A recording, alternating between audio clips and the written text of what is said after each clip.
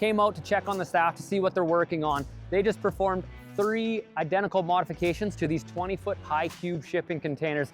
These here have a man door, a window, and inside, all of Container Modification World's cool framing brackets and flashing kits. So I want to jump inside these and show you what's up. Hope you learned something. So here inside this unit, you might notice that I look a little bit shorter, but that's because this 20-foot shipping container is a high cube. These are quite uncommon. You'll find 40-foot high cubes all the time, but the 20-foots typically are only the one-time use condition.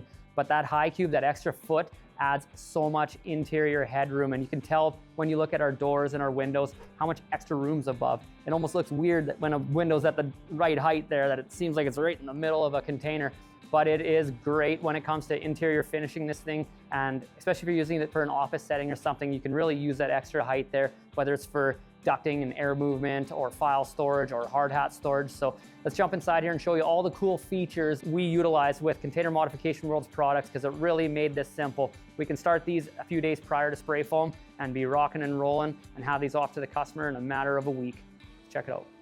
So a big concern that most people have when they start modifying a shipping container is, where do you start? And I used to struggle with that too. Even after 10, 12 years of modifying containers, once you jump inside the container and you want to frame this thing, you start on the sidewalls, you start on the roof, you start on the end wall. What do you do? How far out do you need to be in every specific area? It is very difficult. And what these steel stud brackets do and the corner casting covers is they define everything. And these corner casting covers, they do so much thinking for you. So now it tells you how far your studs need to be away from your end wall, how far your studs need to be out from your sidewall, and it also defines your ceiling plane. And so in this container, we've utilized 1 5/8" steel studs along the walls. That gives us a nice 1 inch of clearance, even on the inside corrugations. So where studs hit the outside corrugations, there's plenty of room for that spray foam to get in behind there and make this thing a giant Yeti cooler. And then across the roof, because we're spanning a distance, we actually utilized 2.5-inch steel studs. And that height gets the stud up a bit higher to make sure that when you're insulating this with 2 inches of spray foam,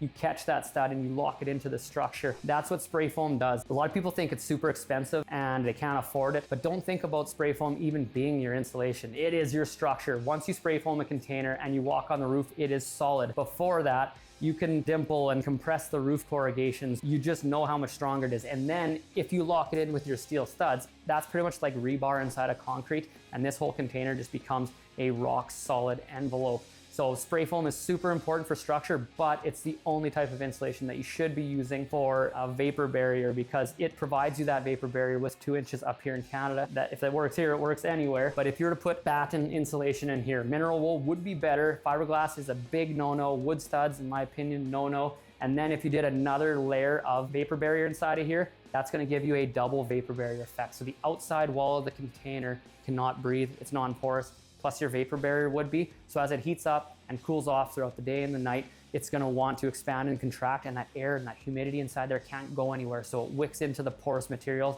and that causes a bunch of mold, mildew, and health concerns.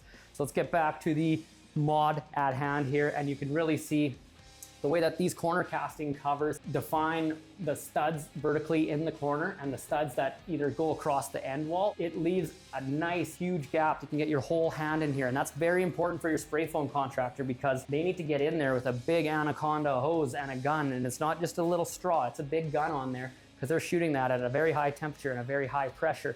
And so the way that these define everything for you, it solves that problem, and it makes sure that you do not put studs where they should not go.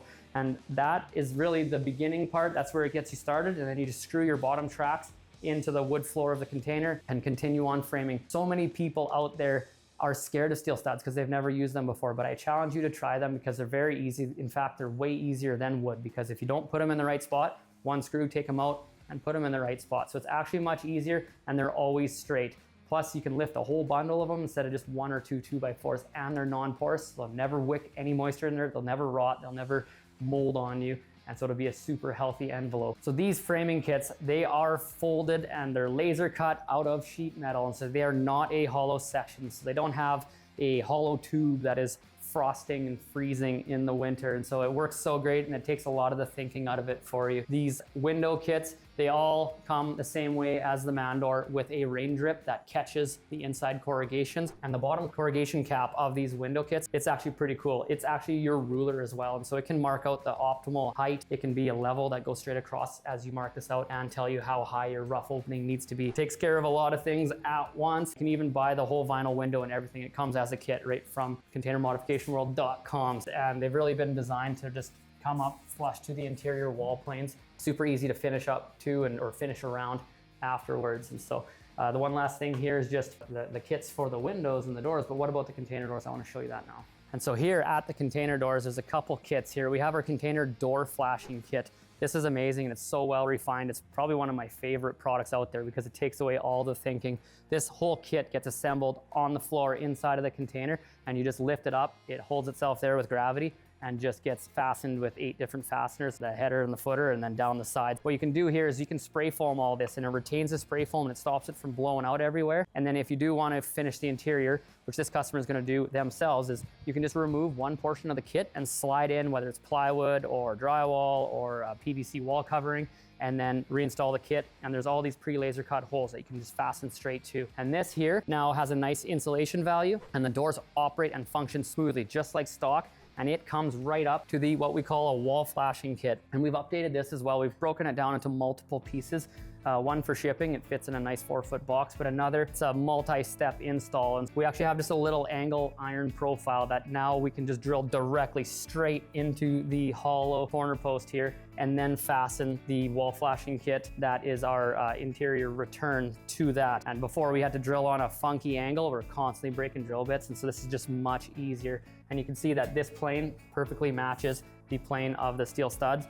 And then once it's all spray foamed, you can just go just like normal, 16 inches on center with our framing, and finish the interior of this thing. Spray foam is happening and it's coming soon, and maybe we can check in on that. But down here, I really want to show, we actually, a lot of times what we do is we spray foam the containers on the underside before we start anything. And we call these pest plugs, but really they're a spray foam retention plug here that will block spray foam from flying out. Or a lot of times if you have 2 inches of foam here, it yellows and it just looks shoddy and gross. And so there's plugs here that go on the door end of containers, the end wall of 20s or 40s, which are different, and then the fork pocket covers on the sides of the containers.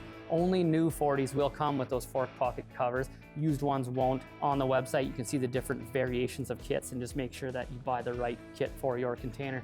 But these are very helpful, or if you have skunks or whatever rodents living on your container, it's another option there that can plug that off and stop unwanted pests living at your facility. So that right there was a quick and simple tour of the quick and simple ways that we modify containers here at The Container Guy on a daily basis. I hope you enjoyed that, and I hope you find all these tips and tricks helpful when you take on your next shipping container modification project. But until then, please help us out. Give the video a like. If you'd like to see more, please subscribe to our channel and ring the bell for notifications. And as always, check us out at tcg.ca. Hope you learned something.